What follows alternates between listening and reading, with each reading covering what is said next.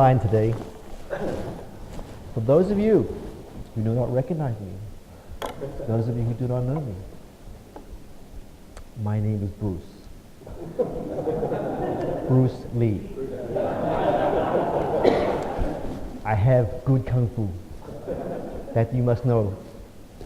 But back in the days of Wellington College, my kung fu not so good. I'm not prefect. I'm not scholar. I'm not sportsman. I'm not anything. Because, as I say, my kung fu not so good. So why me? Why I stand here before you and talk about memories? Well, because those other people, prefects, first 15, first 11, arty-farty award winners, they're not like us.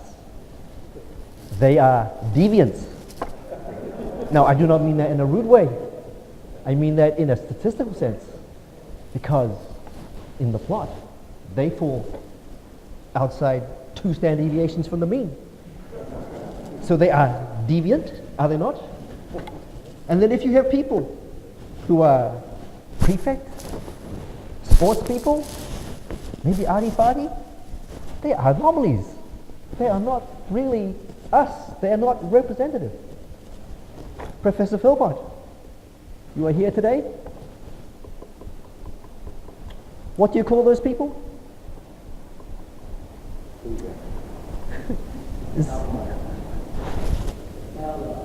That's right, outright liars. That's what they are. Not like us. We normal. I'm in the mean. Not over there by the deviants. I'm a very mean man. That's me. But I represent everybody else. Maybe administration not choose me to represent school, but I am very representative. I am part of the unwashed, just like the rest of you. And just before we go on, I want to do a quick survey.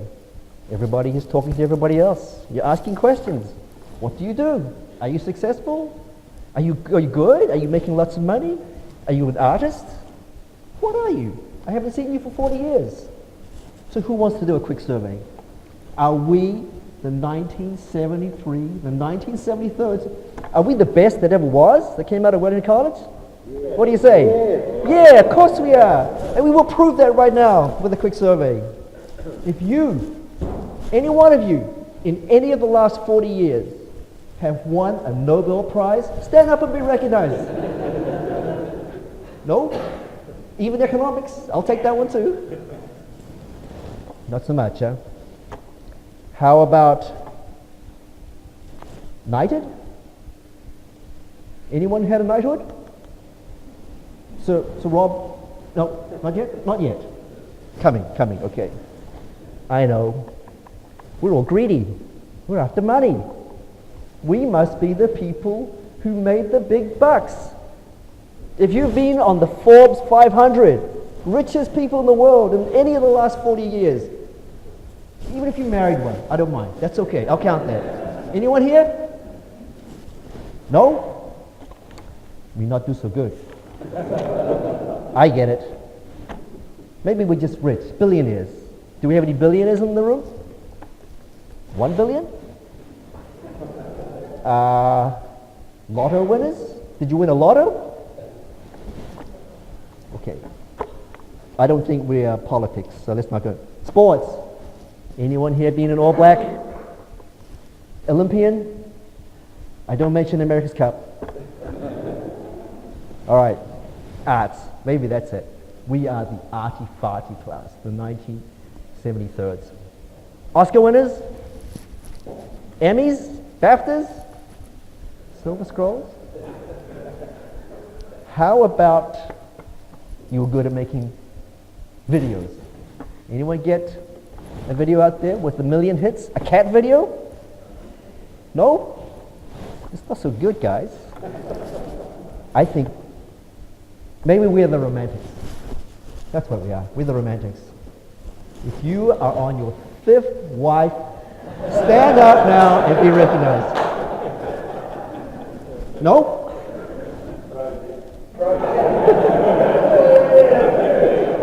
How about 4? 4? Anyone at 4?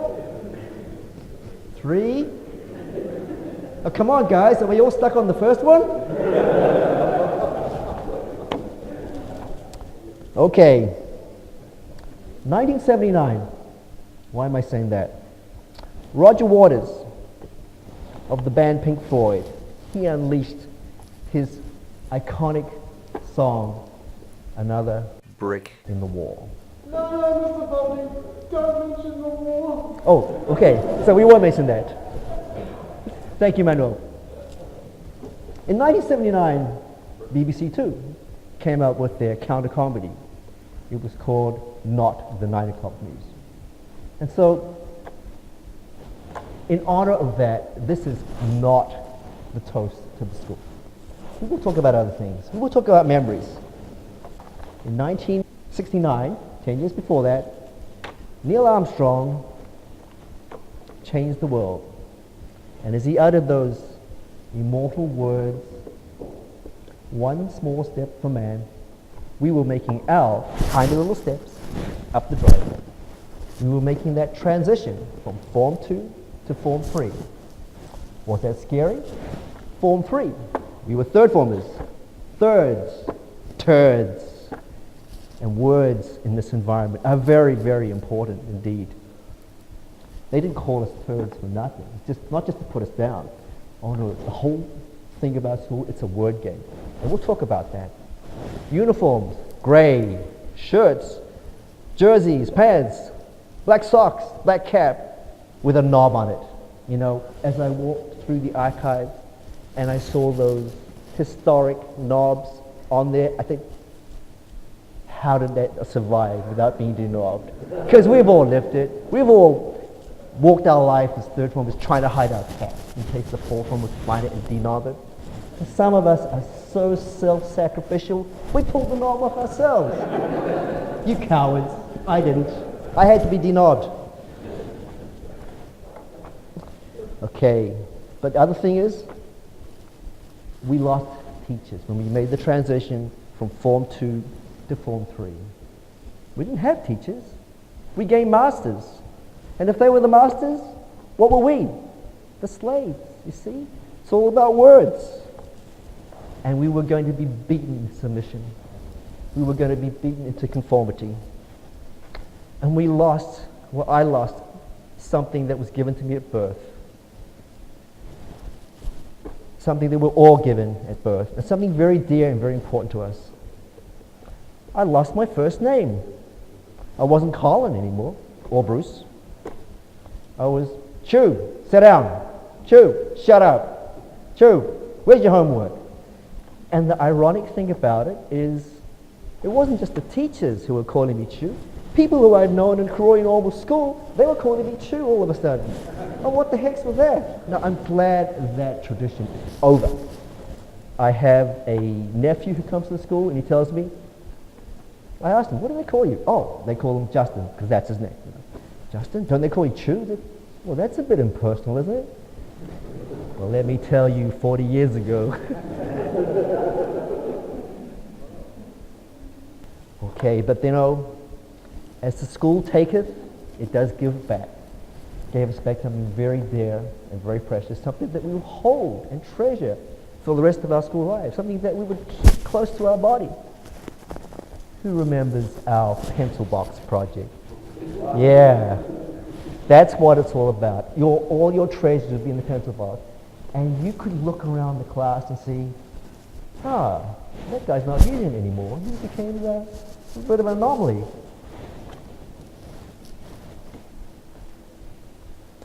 So that's what the school decided to give back. I think it was probably a fair deal. Take my name and give me a pencil box. Now, I want to talk about 3 stories. I hope I can get through them, because they're kind of complicated. And they all have the same theme. And see if you can guess what theme that is. Once I get my piece of paper. All right. So the first story is called, named after my math teacher, McGillivray throws the F-bomb when he hears the N-word. Okay?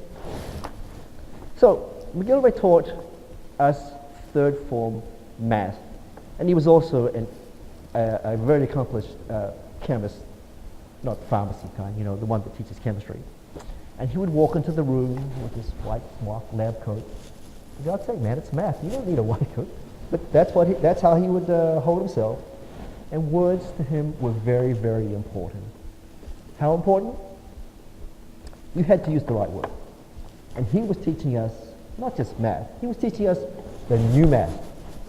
The new math, sets, intersections, unions, and all these number systems. And that was kind of boring because we learned that. Rob and I, we learned that in Form 2, right? So it was a repeat. However, something that was very important to him was you do not use certain words in his class. And one word which he considered the N word was naught. There was no naught. There was no O. There was no zilch. It was zero. You would call it by that name. Zero, you have to use it. So, with the help of Rob, is Rob here? Okay. There was this guy in our class, and I'm kind of disappointed he didn't show up because he would have been the partner here, and that was Peter Gordon Fraser, the F. He's the F. He would use the word naught, even when he had been advised, admonished, told off, and punished for using it. So as an example, Mr. McGillivray would have a question, and he would say, Mr. Fraser, with a Scottish accent, of course. He'd say, here's the question. Give me integers who are square roots of themselves. Fraser? What was that? No. There is no word like that. It is zero, laddie boy. Can you remember that? It's zero. It is not naught. It is not zilch. It is not O. It is zero. And he would go red all the way up here because that was his Scots character. And he would throw chalk. And he would throw dusters at people. Do they do that right now in school? I hope not.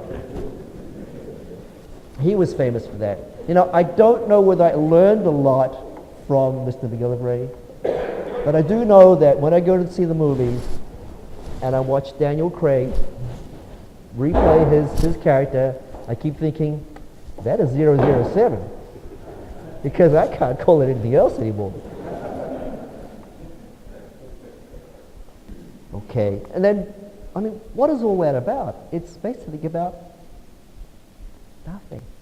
And that's what used to upset him. So, my second story is, this is kind of a painful story for me. And you'll get to understand. It's about Bernie Pates. It said, Bernie uses a lesson from history to erase it. Okay, so now, Bernie Pates, I should have given a lot more respect than I did. He taught my father, for goodness sakes. That's how old he was around.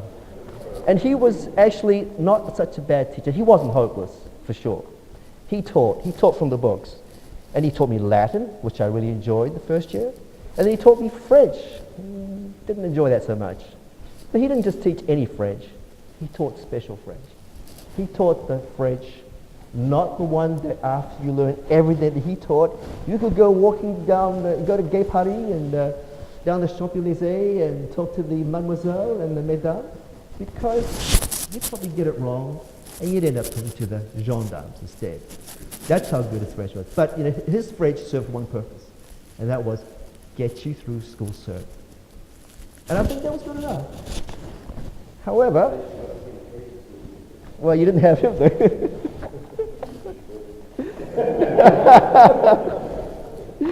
But it was like in one of those days in French class, my mind was drifting. He was going on about something. I was not concentrating. And I think the closest it comes to is maybe you've seen that movie where the teacher goes, Bueller, Bueller, Bueller. And the guy's not there. Well, I mentally wasn't there.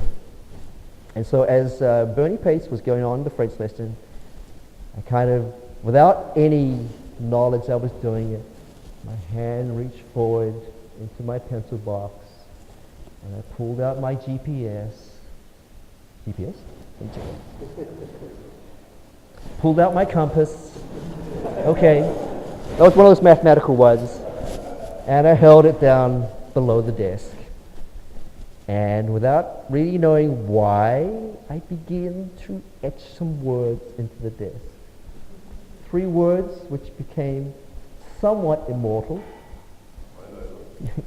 Gary, of course, remembers them. And I scratched out the words Bernie, and the B is quite hard, you know. It's not a straight line. You got to do this. Bernie est madus. For those of you who know Latin, well, you know, it just says Bernie is mad, okay? And I looked at it, I smiled, I laughed, I'm thinking now, well, that's a piece of vandalism I just did, but okay, but I was a 5th form, you know, 5th formers, 15-year-old mentality, you just think it's funny. What if you get caught? Oh, come on, how many people come through the class every day? You got hundreds. How will he know who did it? Says me, the 15-year-old. Okay, the next lesson we have with him is quite madness. He's saying, who sat in that desk in that last period? I was very careful not to sit in that desk, it's okay? And I knew that we swapped desks around, and so he wouldn't remember who actually was sitting there. But that's about as smart as I was. I failed to realize that those words that I'd scratched into the desk was actually the desk of somebody's homeroom desk. And so they would notice it immediately. It was that obvious. Hadn't thought it through very well. I thought I could be anonymous. I was the boy who sat there and scratched those words to come and see me own up after class. Oh no, I'm not going to own up. I'm anonymous. I'm just like one of these people who goes on the internet and starts trolling, you know, smileys and things. Nope, I'm not going to own up. Well, he upped the ante. Next time, he said, if the boy does not come and own up, I will have the entire class back here Friday afternoon, and you'll all stay here until he owns up. Now I'm thinking, this is not right. You can't punish everybody because you can't find out who's guilty. I mean, Mr. Sharrock, where are you? You're a lawyer, right? Yeah. Are you good? Are you any good? Sometimes. So what do we call this when you cannot find the culprit and you decide to punish everybody?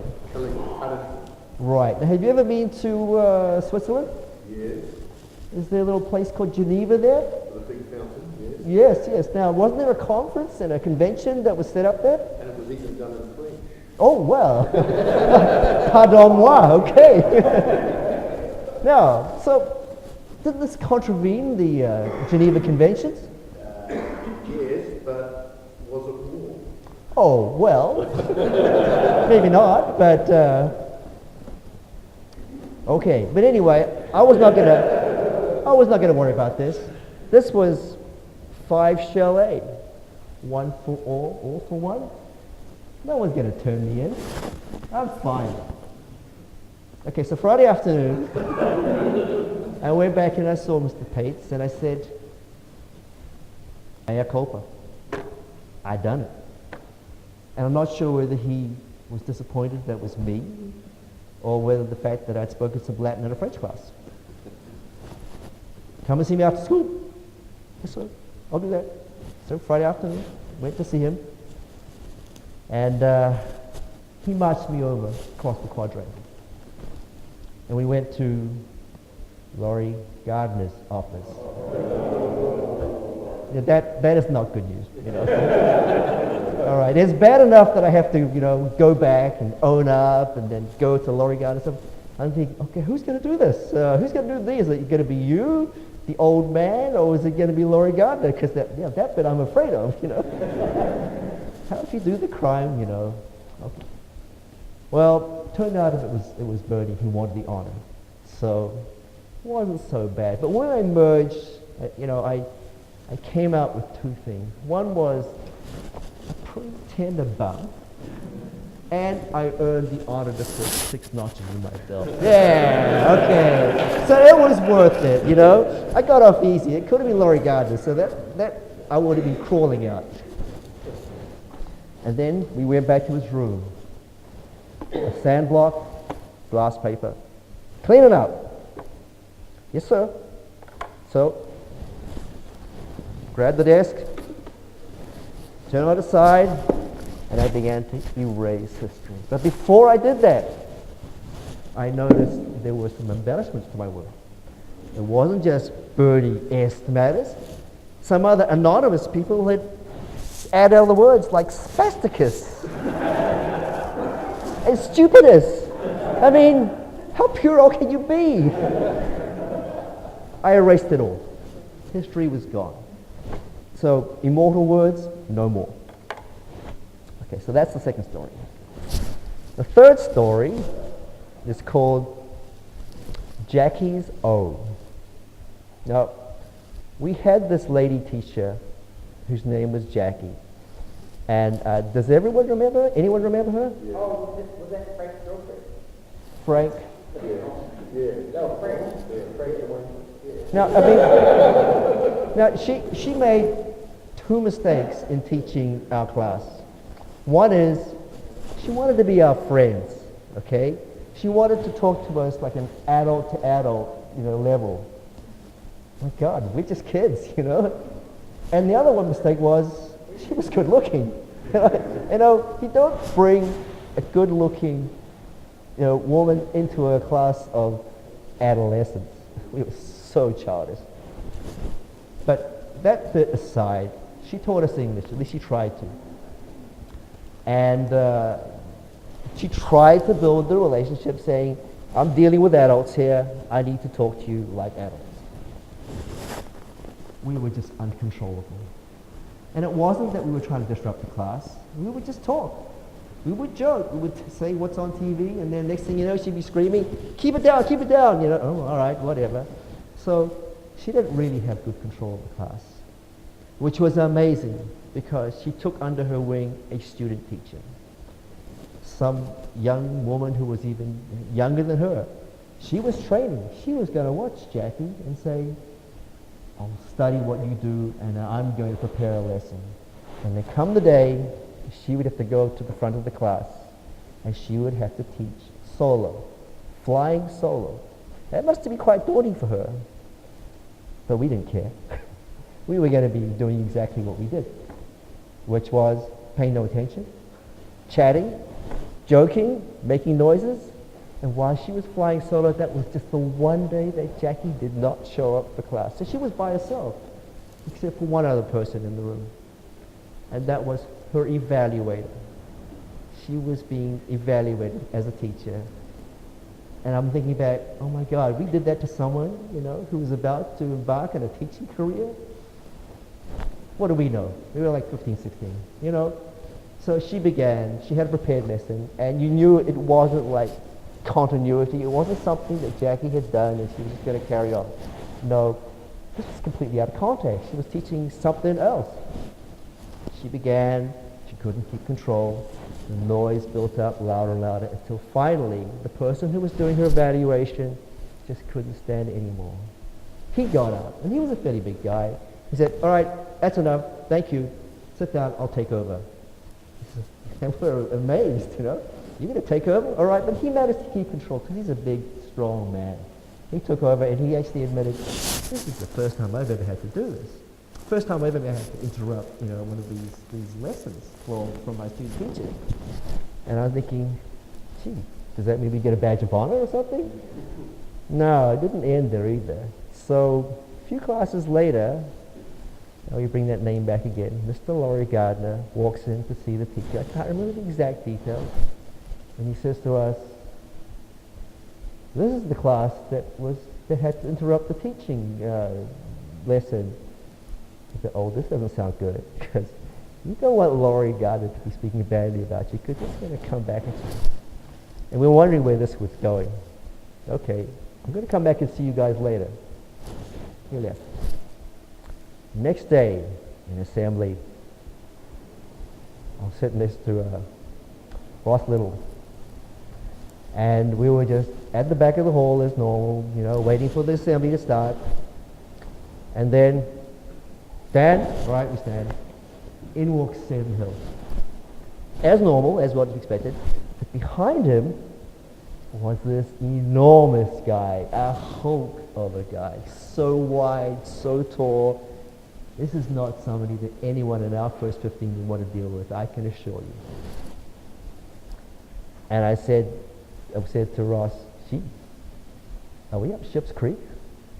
Is this our guy from education? Are we going to get into big trouble here? So he goes up, and we sit down, and I'm a little nervous, thinking, you know, I wonder where this is going. Well, it turned out I was right. This is a guy you wouldn't want to face on the football field. It was actually a member of the visiting British Lions team. It was Willie John McBride. And he gave us the best talk in that assembly hall that we have ever heard. It was just entertaining, it was fun. And so the Jackie O thing, what happened to that? Nothing. Nothing ever came out of it. So those are my three stories. What is the common theme? Anybody? Well, really, you got McGillivray's Zero, you got Bernie erasing history, and you got Jackie O. They're really all about nothing.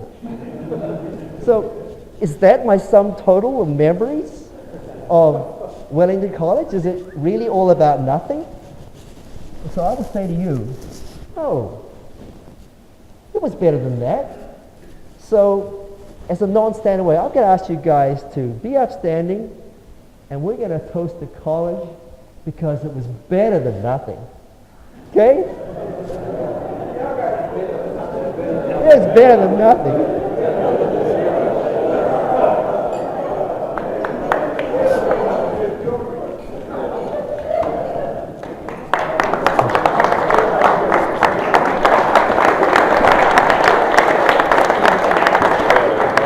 Thank you, mate. Well, yours is good too.